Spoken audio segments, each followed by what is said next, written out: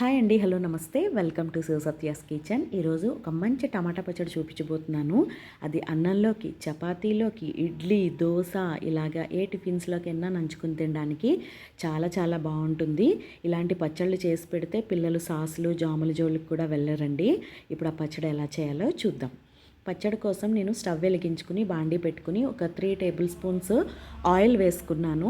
Oil కొద్దిగా heat ఎక్కిన తర్వాత 1 టేబుల్ స్పూను శనగపప్పు, అలాగే 1 టేబుల్ స్పూన్ మినపప్పు వేసుకుంటున్నాను. అలాగే 1/2 టీ స్పూన్ మెంతులు వేస్తున్నానండి. మెంతులు ఎక్కువ వేయొద్దు, చేదొచ్చేస్తుంది. సో ఇవి వేసేసిన తర్వాత సగమే పెట్టుకుని చక్కగా వేయించుకోవాలి. ఇవి కొద్దిగా వేగిన తర్వాత ఒక 1/2 టేబుల్ స్పూను ఆవాలు కూడా వేసుకొని చక్కగా ఒకసారి కలిపేసుకుని ఫ్రై చేసుకోవాలి. ఆవాలు కొంచెం చిటపటమన్నాక ఒక 1/2 టీ స్పూను ఇంగువ వేసుకోండి. ఇంగువ ఇష్టం లేకపోతే స్కిప్ చేసేయండి. నేను ఇక్కడైతే ఒక 1/2 టీ స్పూన్ ఇంగువ యాడ్ చేస్తున్నాను. ఇంగువ కూడా వేసి కలిపేసుకున్న తర్వాత తరిగి పెట్టుకున్న టమాటా ముక్కల్ని యాడ్ చేసేసుకోవాలండి. ఇక్కడైతే నేను 1 కేజీ టమాటాలని తీసుకున్నాను.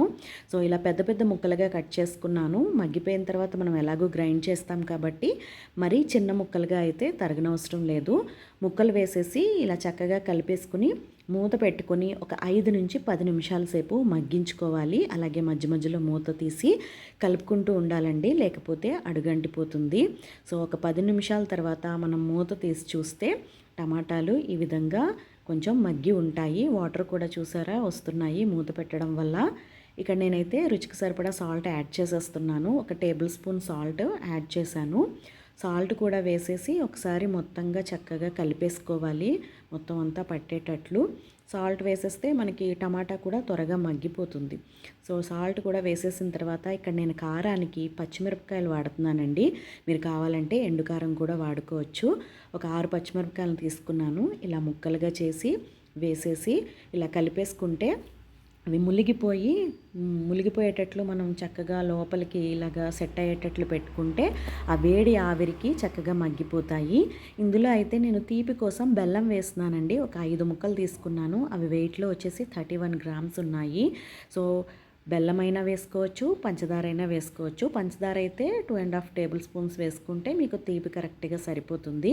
సో బెల్లం కూడా వేసేసి ఇలా కలిపేసుకుంటే మనకు ఆ వేడికి బెల్లం కూడా కరిగిపోతుంది. ఇది ఇలా మగ్గుతూ ఉండనిద్దాము. ఈ లోపల కొత్తిమీరని చూపిస్తాను మీకు. నేను ఒక మీడియం సైజ్ కొత్తిమీర కట్టని తీసుకుని చక్కగా వేళ్ళు కట్ చేసేసి వాటర్లో 2 సార్లు జాడించి నీట్గా కడిగేసానండి. అలాగే 3వసారి రన్నింగ్ వాటర్ కింద ట్యాప్ ఆన్ చేసి చక్కగా ఒకసారి కడిగేసాను. మనకి మట్టి అది ఏమన్నా ఉన్నా పోతుంది. చూస్తున్నారా, ఈలోపు టమాటాలు మగ్గిపోయి ఆ మూత పెట్టిన ఆవిరికే ఈ వాటర్ అంతా వచ్చింది. నేను అసలు వాటర్ ఏమీ యాడ్ చేయలేదు పైనుంచి.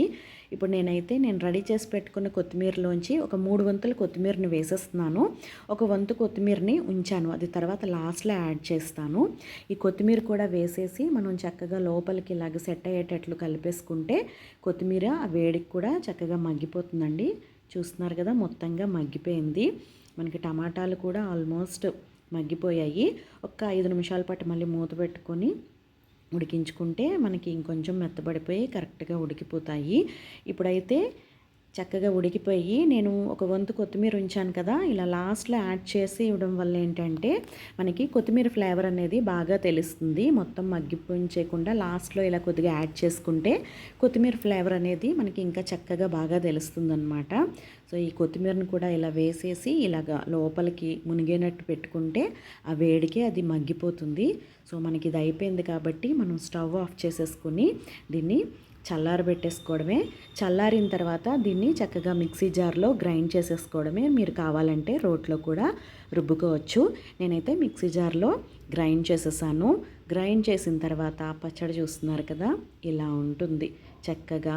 పిల్లలైతే జాములు సాసులు అలాంటివి జోలికి అస్సలు వెళ్ళరండి. ఇలాంటి పచ్చళ్ళు మీరు చేసి పెడితే దీన్ని చక్కగా మనం ఫ్రిడ్జ్లో పెట్టుకుంటే ఒక 1 వీక్ వరకు చక్కగా ఉంటుంది. వీక్లీ వన్స్ ఒకసారి ప్రిపేర్ చేసుకుంటే పిల్లలకి చాలా బాగుంటుంది. ఇక్కడ నేనైతే అటుకులు బెల్లం అట్లు చేశానండి. అటుకులు బియ్యంతో చేసిన పుల్ల మజ్జిగ వేసి గ్రైండ్ చేసిన అట్లు అన్నమాట. ఇందులోకి చాలా చాలా బాగుంది. మీకు రెసిపీ కనుక నచ్చినట్లయితే తప్పకుండా లైక్ చేసి షేర్ చేయండి. అలాగే ఛానల్ని సబ్స్క్రైబ్ చేసుకోండి.